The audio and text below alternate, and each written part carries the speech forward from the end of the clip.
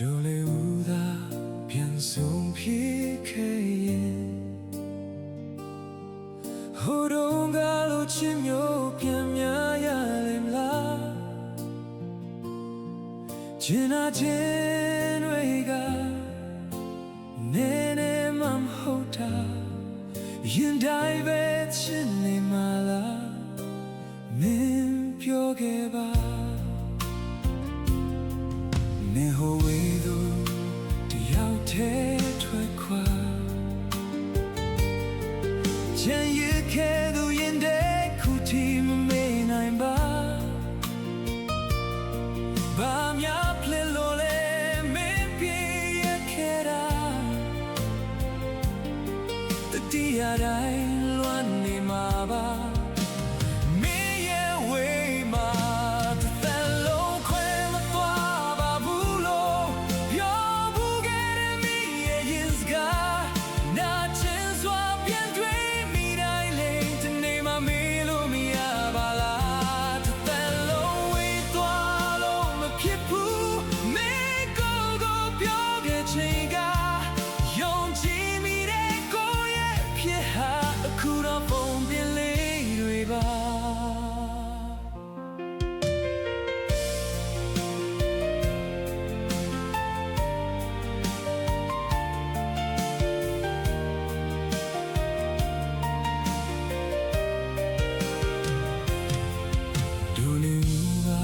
ပြန်ဆုံးဖြစ်ခဲ့ရင်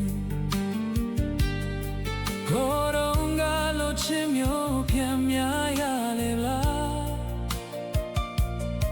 ကျင်နာခြင်းတွေကမင်းနဲ့မဟုတ်တာရင်တိုင်းပဲချစ်နေမှလားမင်းပြောခဲ့ပါနေဟိုဝေးလို့တယောက်တည်းထွက်ခွာကြံရခဲ့သူရဲ့ကဲခုထိမေ့နိုင်မှာဘာများဖြစ်လို့လဲမင်းပြေရခဲ့တာတတိယတိုင်းလွမ်းနေမှာပါ